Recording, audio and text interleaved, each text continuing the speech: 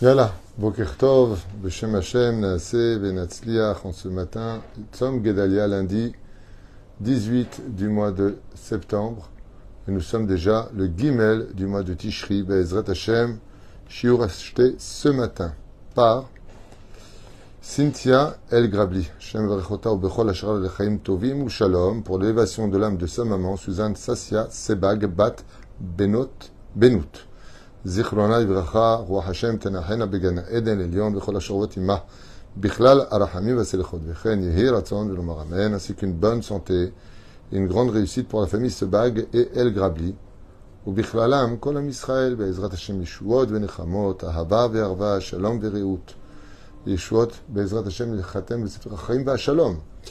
Oufren, avec leur permission, on rappellera la réfoua shlema, la santé urgente, Be'ezrat Hashem, de Moratimi, Sarata, Befrat, Miriam, Ben Esther, Chaya, Rahman, Esther, Batrifka, Jean-Luc, Shlomo, Ben Zeira, Meir, Ben Routsoufan, Sarah, Bat Sassia, leurs enfants, Joël, Miriam, Bat Sarah, Nancy, Rachel, Bat Sylvette, Gezala, Vechen, Chaya, Dvora, Bat Esther, Mazal Tov, Evelyn, Bat Alice, Mishpachat, Ben Shabbat, Anna, Elna, Refanala, Achlama, Meira, Tzadika, En Yushklal, Baolam, Chaya, Sophie, Bat Sheva, Bat Chava, Vechen, Avraham, Ben Fibi, Ayakar, Evelyn, Rebecca, Rivka, Bat Sarah, Shoshana Bat Hana, David Ishai Ben Yehuda, Ishai Avraham Ben Sarah, Fouachlema Bezrat Hashem Rachel, Yafa Bat Chava, et bien entendu, toutes les personnes que nous n'avons pas citées qui sont malades, et il ratson que les mérites de notre étude et nos prières les accompagnent sur tout leur chemin. Ou l'élève Elfa Avdalim, Bezrat Hashem, Shizan Bazal Bat Zipora, Lian Sasa Bat Chnina, Fred Ben Fortuné, Vatsra Bat Zeira, Sunes Rone Bat Suzanne, Shoshana Kri, Avechen Avraham Ben Fortuné, et on commence tout de suite ce shiur. רוח השם תנחנה בגן עדן עליון וכל השרובים עמם בכלל הרחמים וסליחות וכן יהי רצון ונאמר amen. Nous avons l'habitude de lire pratiquement tous les jours dans les Tachanounim et surtout pendant la période des fêtes de Rosh Hashanah à Kippour, donc depuis Rosh Hashanah à Kippour, dans les Tachanounim, dans les Selichot, un verset du Tehillim, Ashivenu Adonai Elecha venashuva Hadesh Alenu kekedem. Hadesh Yamenu Alenu kekedem. Et donc, ce verset-là, il demande beaucoup de réflexion. On va le traduire. Ashivenu Hashem Elecha, ramène-nous vers toi Hashem, venashuva. Et on fera tshuva. Ben alors c'est tout.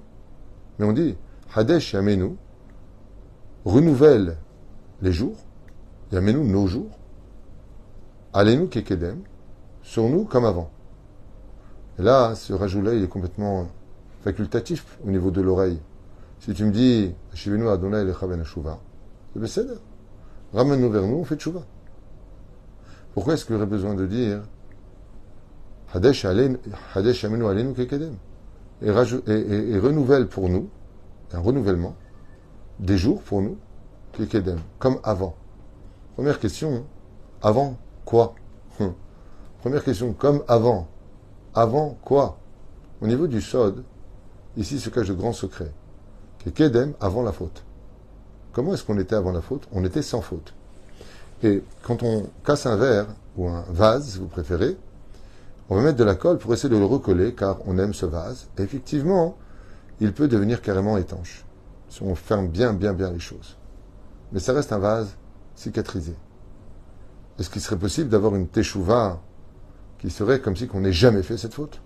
Ou mieux encore, comme si que, non seulement on n'a pas fauté, mais on recevrait un salaire d'être ce que l'on l'est maintenant.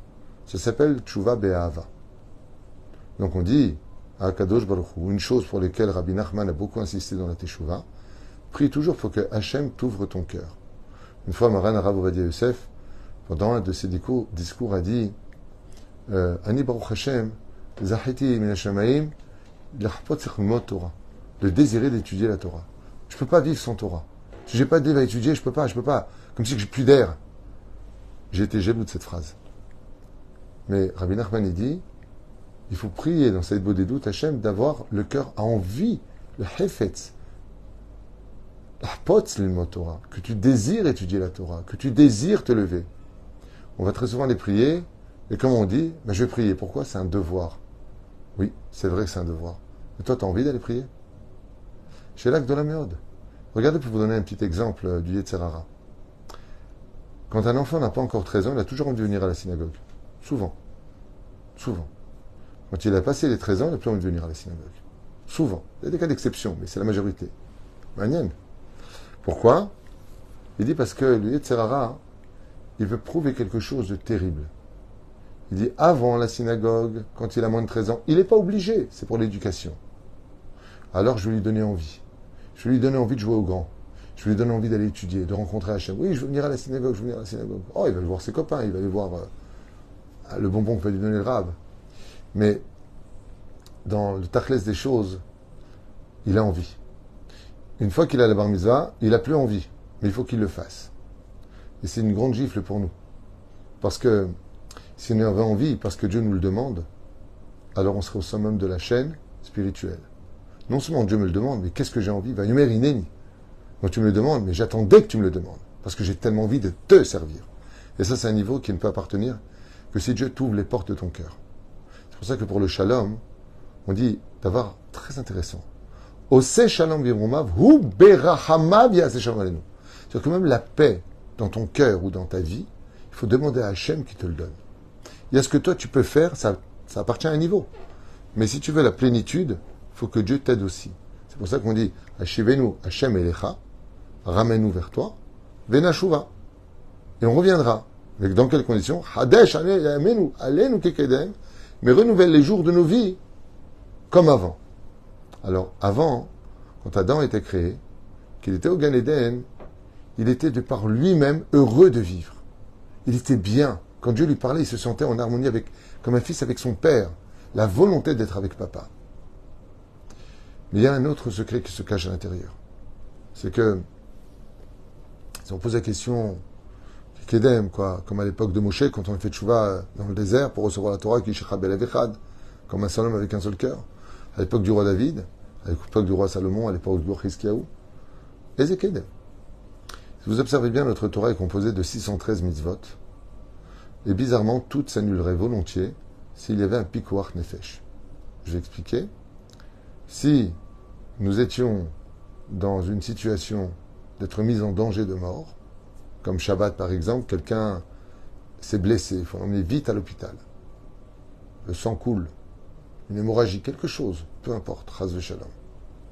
Il s'est évanoui, on ne sait pas ce qu'il a.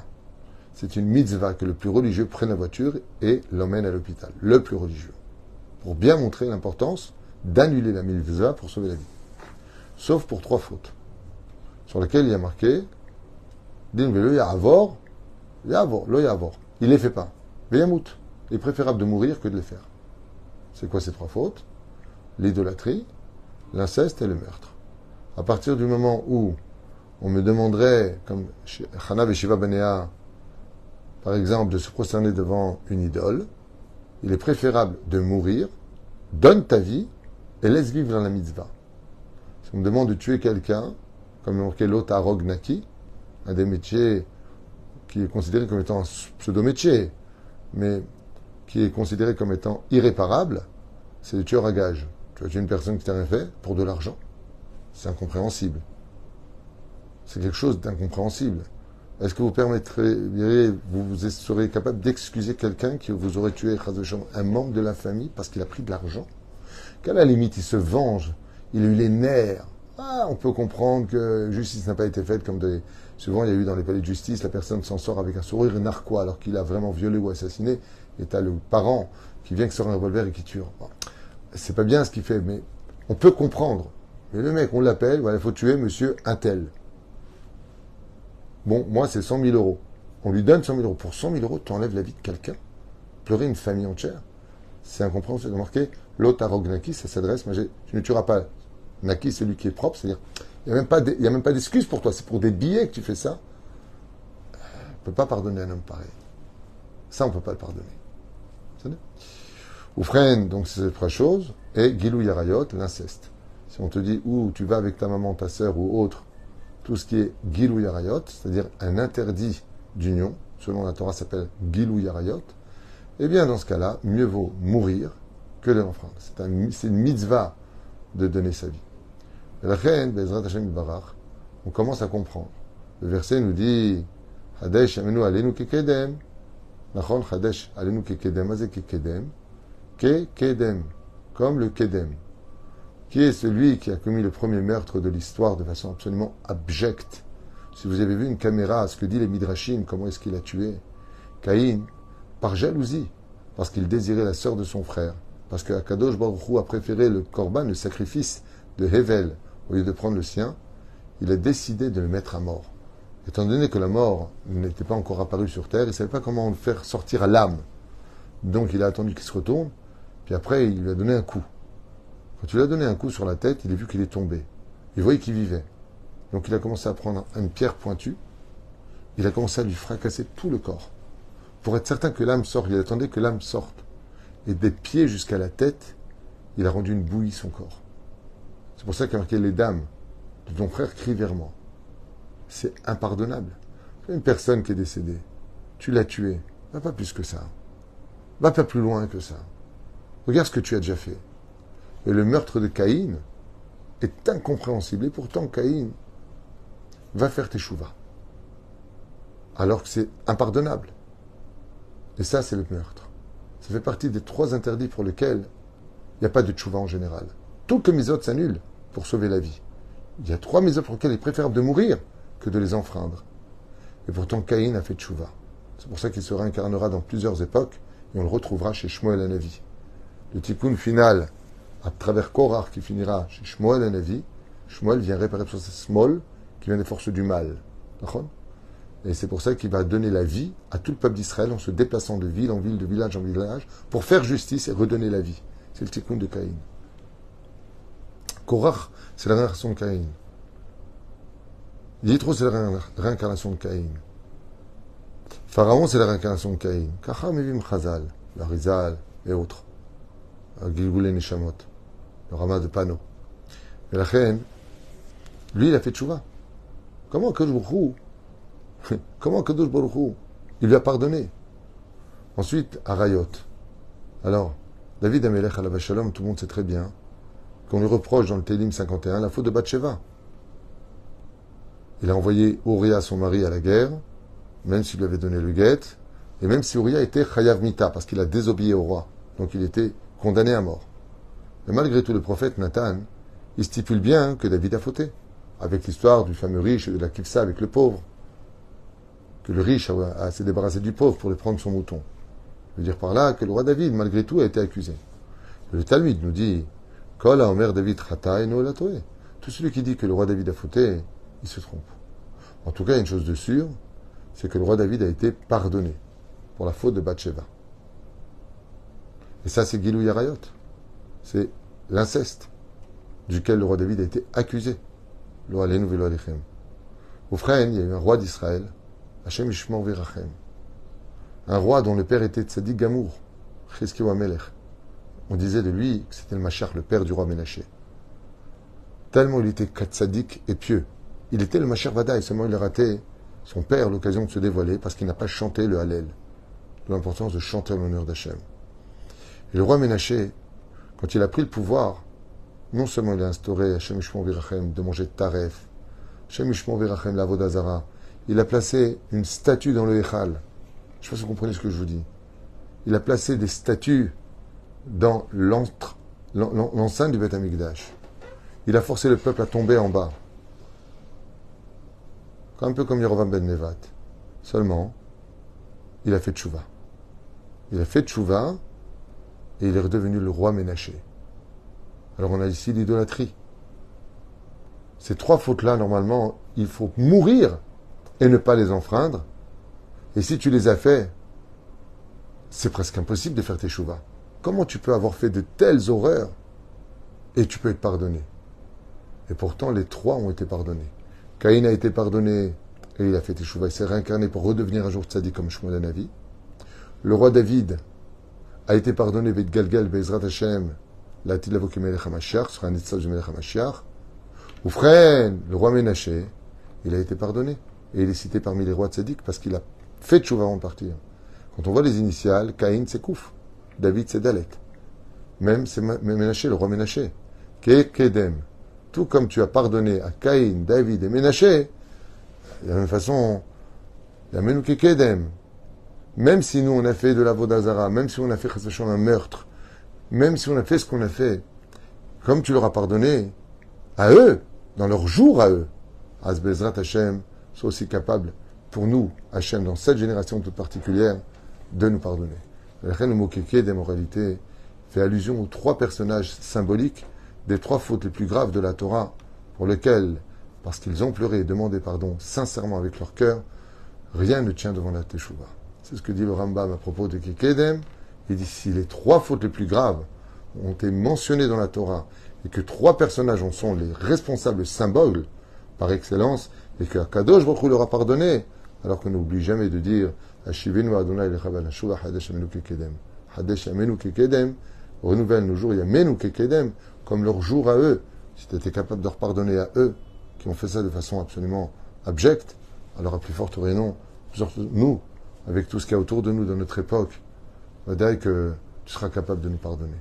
La reine Bezrat Hashem, qu'on soit conscient que quoi qu'on ait fait, on ne soit jamais, jamais, jamais découragé, quoi qu'on ait fait sur terre. Vous savez, je vais vous dire quelque chose. Et je finirai avec ça pour ce premier show, puisqu'il y en a un tout de suite après un autre. J'ai rencontré une fois une personne qui m'a dit « Non, non, non, vous n'avez pas compris. Moi, j'ai tellement fauté, tellement fait de mal, que jamais je serai pardonné. Donc, j'ai pas besoin de faire tes chouvas. » Je dis « Qu'est-ce que tu as fait de si grave ?» Eh, j'ai pris des femmes mariées, j'ai fait ça, j'ai fait ça. C'est vrai que la liste, elle était lourde. Mishkal Kaved, très très lourde. Je lui ai dit, je peux te poser une question? Alors il m'a dit, oui, je regarde. Poser une question.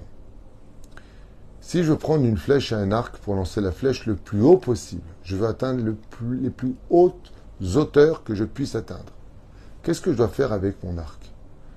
Il m'a dit, tu dois prendre ton arc et tirer au maximum la ficelle vers le bas. Je lui dis, une fois que c'est tiré vers le bas, tu lâches. Et la flèche, elle va monter le plus haut possible. Je lui dis que tu comprendras pourquoi la tchouva a été faite. La tchouva a été créée pour que si descend quelqu'un au plus bas de ce que peut tirer une corde, comme on dit, ne tire pas trop sur la corde, hein, faut pas aller loin non plus. Eh bien, sache une chose. Plus tu es allé loin, et plus le mérite de la teshuva t'est ouverte. Pourquoi? Parce que ce qui fait de Dieu le créateur du monde, c'est sa pitié d'être capable de pardonner. Comment on appelle Hachem dans le langage des Tachanunim? Adon Aselichot. Je voudrais vous traduire le mot qu'on chante. Adon Aselichot. Vous savez ce que ça veut dire Adon Aselichot? Traduisez-moi en français le mot Adon Aselichot. Seigneur du pardon. Des pardons. Seigneur. Adon, ça veut dire Seigneur. On traduit en français, en israélien moderne, Monsieur. C'est bon, Nachon. C'est pour ça qu'on dit Ado, plus loin, Naï. Seigneur.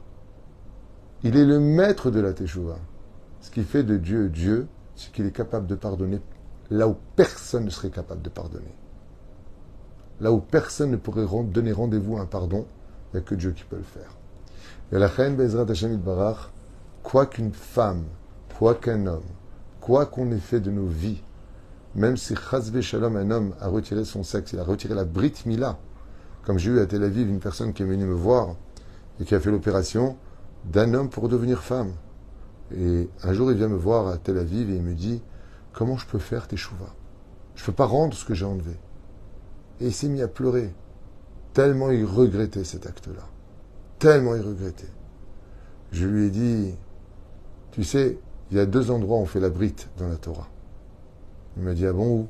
Je dis « En bas. » Mais il y a marqué « Umal Hashem Elohecha et levavecha et levav zarecha » Il y a une deuxième brite mila, celle de « Et l'Éternel, ton Dieu, te fera la brite dans la pointe de ton cœur et celle de tes enfants. » Si maintenant que tu as retiré malheureusement ta brite mila en bas, alors que tu avais le sceau du roi sur toi et qu'aujourd'hui tu regrettes, sache qu'il y a un tampon que tu ne pourras jamais retirer. C'est celui du cœur.